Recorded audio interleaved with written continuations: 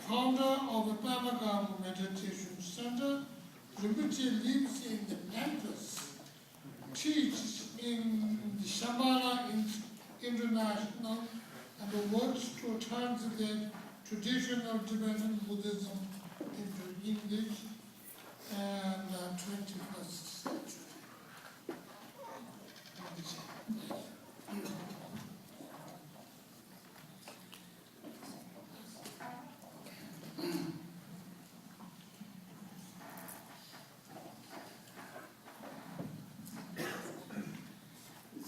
It's an honor to be here.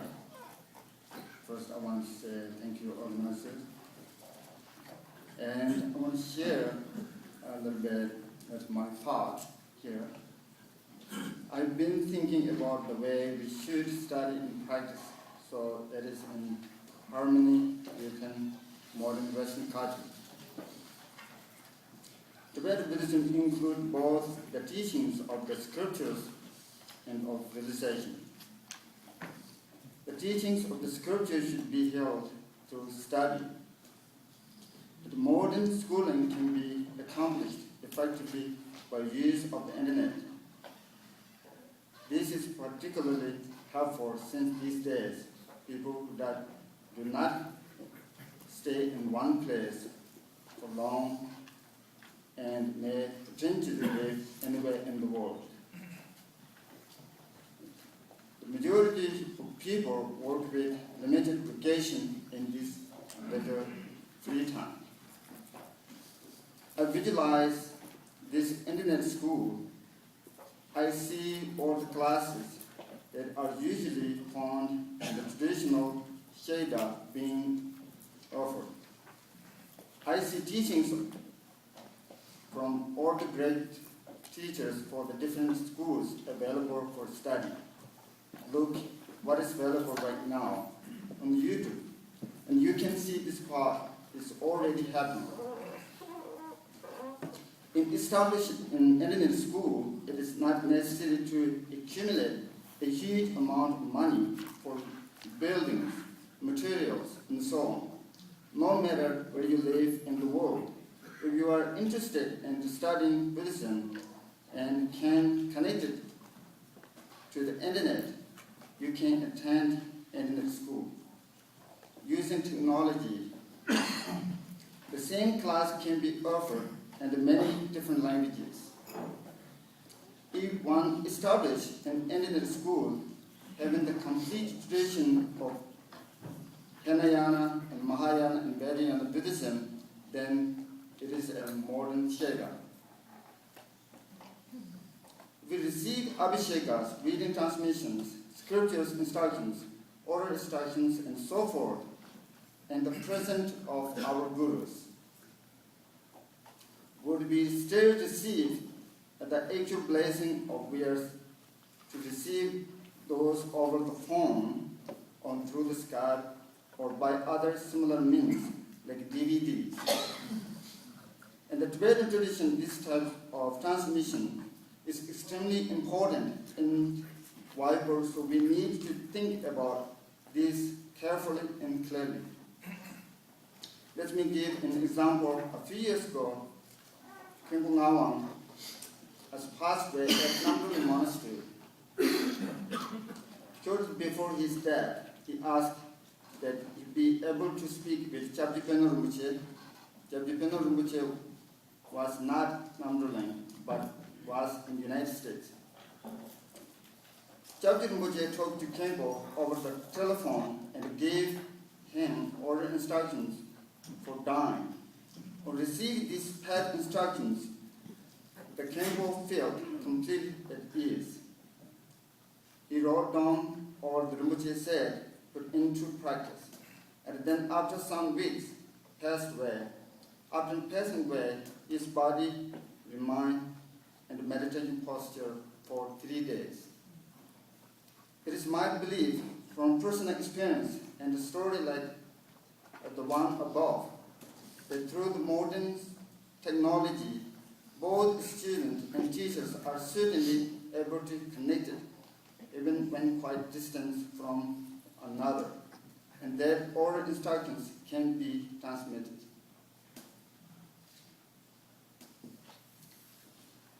The teachings of realization are complete within the three spiritual trainings of discipline, meditation, and prajna. And these, in the West, the training of meditation and prajna are increasing as people study and contemplate the Buddhist scripture, utilizing careful reasoning. On the other hand, there aren't many people taking up the monastic discipline.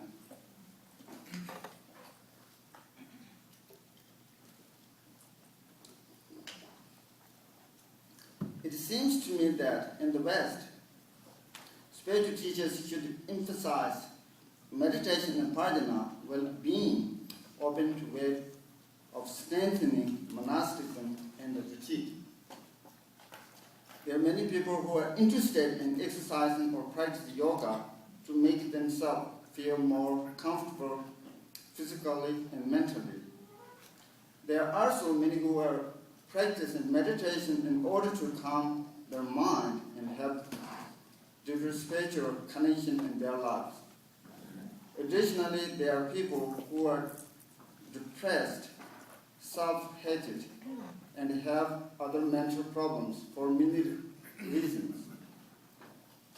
I think it would beneficial to first introduce the Buddhist teachings on the enlightened nature of mind by explaining how our basic nature is, from the very beginning, pure, excellent, and stainless.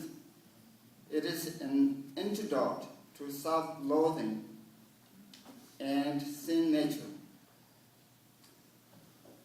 And also, I would recommend shamatha and vipassana meditation as best of daily practice, since it is a strong way to calm in mind and to introduce a student their basic nature and their habitual patterns. Just as we need food and clothing to sustain our body, we also need spiritual practice to sustain our mind. We need meditation and the simple, clear sadhana practice, and the student as mother tongue. I've come to the view the great spiritual practice for the most modern Buddhist is to visualize the Buddha Shakyamuni, to focus on mind and his enlightened qualities. We should study in Sutta and his life story and do sadhana practice with Buddha Shakyamuni is the main figure. The Buddha was human being who attained to realization. He taught that we as human beings are capable of attaining realization too if we study and practice the path of enlightenment. This provides an example, excellent example to follow as practice of the Buddhist teachings and enlightened meaningful. With their internet, we have the possibility to homeschool Dharma students at any time and from any place in the world. Each student would have a round of spiritual teachers and the teachings ready to emanate in the click of mouse. Thank you for this opportunity to express my thought about the range its teaching of Tibetan Buddhism into modern Western culture.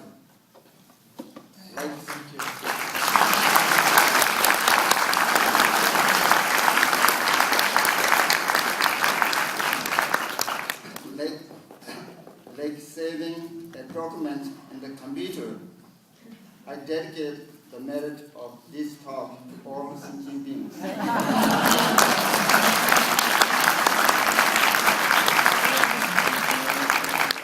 I think the idea of through electronic media transmission is working or not working, work or not work, right or wrong, should be subject of discussion. Rather, very important point. Thank you.